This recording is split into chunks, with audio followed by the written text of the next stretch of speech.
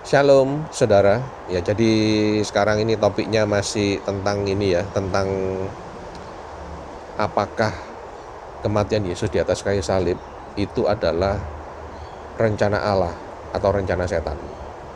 Gitu ya. Dan di bagian pertama saya sudah jelaskan bahwa itu bukan rencana Allah tapi kehendak Allah. Nah, jadi yang sekarang ini bagian yang kedua ini pertanyaannya adalah apakah kematian Kristus di atas kayu salib itu adalah rencana setan. Nah, gitu ya. Saya pikir ya bukan juga ya. Ya bukan juga. Setan itu gimana pun dia mau merencana-rencana gimana, tetap yang pegang kendali itu adalah Allah. Jadi setan itu sebenarnya ya nggak punya rencana, nggak bisa dia berencana. Ya sorry gini ya. Setan boleh aja berencana gitu ya. Tapi ya rencananya itu nggak bakalan terjadi. Ya tanpa seizin Allah gitu ya. Jadi apakah ini rencana setan? Saya ralat ya. Ya mungkin setan berencana, tapi itu nggak akan terjadi kalau Allah nggak mengizinkan gitu ya. Tapi apakah ini kehendak setan? Apakah setan tuh mau Yesus mati? Saudara jangan salah. Setan tuh mau Yesus mati. Setan tuh mau loh Yesus mati tuh setan mau. Tapi bukan dengan cara disalib. Saudara masih ingat nggak pada waktu Yesus itu pulang kampung ya, dan kemudian dia tuh mulai mengajar orang-orang gitu ya. Orang-orang itu, loh kamu nih orang gila, dan kemudian mereka mau merajam Yesus. Saudara ngerti nggak maksudnya dirajam itu? Bukan sekedar ditepil sama kerikil. Yang namanya dirajam itu dilempar batu ya, sampai mati. Nah, saya percaya itu setan menghasut orang-orang itu, menimbulkan hasutan gitu ya terhadap orang-orang itu supaya apa? Supaya saat itu Yesus mati, nggak disalib. Karena apa? Karena setan tahu kalau umpama Yesus ini sampai matinya disalib, ini sudah game over buat mereka. Terus saudara masih ingat nggak pada waktu Yesus itu mau menyeberang gitu ya, naik perahu gitu ya, dia tidur ya. Terus perahunya tuh dihantam gelombang yang badai gitu ya. Supaya apa? Supaya perahunya kebalik. Ini menurut imajinasi saya, saudara. Ini menurut imajinasi saya. Dengan kalau perahunya kebalik, murid-muridnya mati, Yesus akan mati, matinya tenggelam. Jadi sehingga ya setan itu berusaha untuk menggagalkan rencana Allah. Setan itu berusaha untuk menggagalkan, bukan rencana Allah. Setan berusaha menggagalkan kehendak Allah. Ya, karya penyelamatan Kristus itu mau digagalkan sama setan. Tapi nggak berhasil. Ya, jadi apakah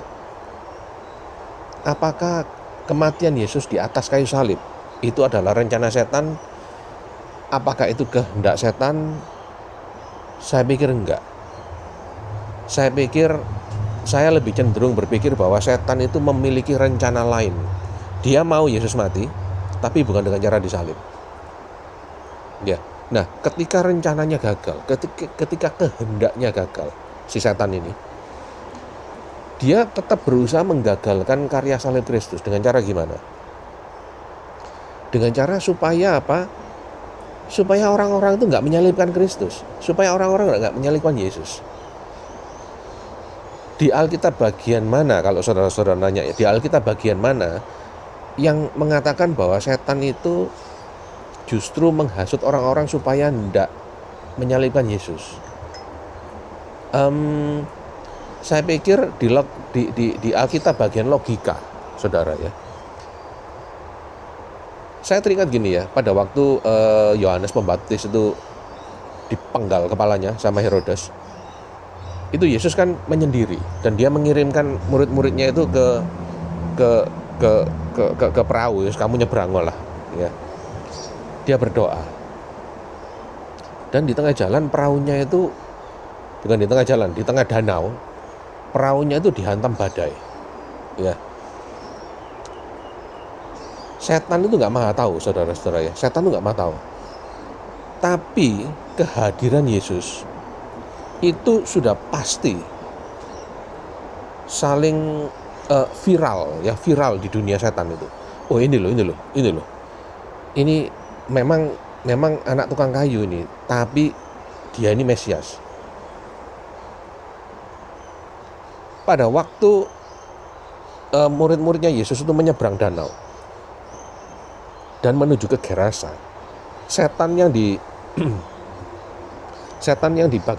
bagian sini itu sudah pasti menginformasikan setan yang di Gerasa. Hati-hati ya, ini habis ini yang Yesus yang Mesias itu akan ke tempatmu. Hati-hati. Setan yang di Gerasa itu pasti sudah tahu kalau Yesus itu akan datang. Pasti sudah tahu. Dan dia tahu Yesus itu siapa. Maksud saya gini. Kalau saya jadi setan ya,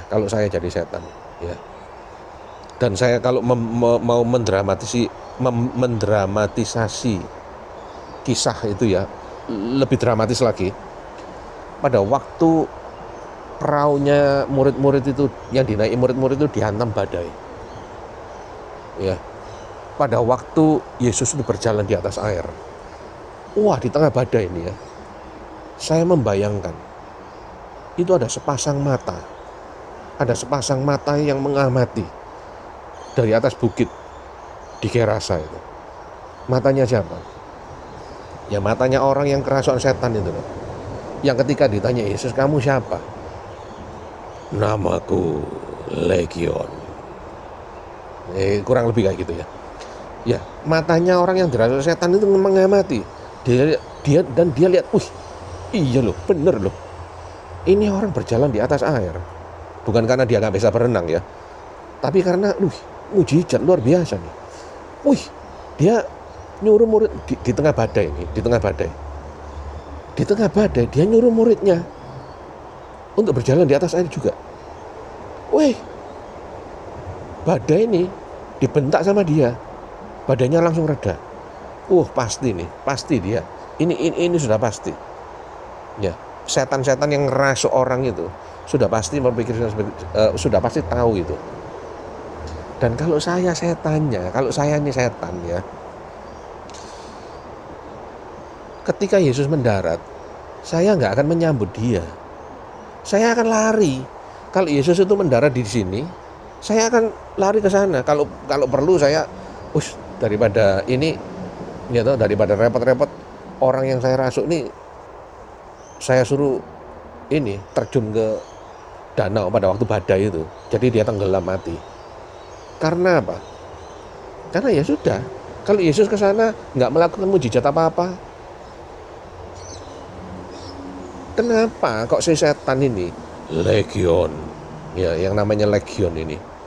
Kenapa Yesus sudah tahu Yesus itu Mesias? Malah kalau orang Surabaya bilang malah diparani.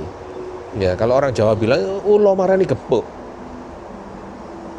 Sudah tahu, kalau aku cedek-cedek sama dia, nanti aku diusir ini. Sudah tahu. Tapi tetap Yesus datang, malah dia disambut sama si orang yang kerasukan setan ini. Supaya apa? Supaya Yesus ini ngusir mereka, supaya orang yang kerasukan setan ini kok jadi sembuh. Supaya orang-orang itu jadi heran. Supaya orang-orang itu nanya, itu siapa? Yesus. Ini berarti ini orang hebat ini, ya toh. Paling enggak, ya toh. Pada waktu, ya sekali lagi, setan ini kan tahu.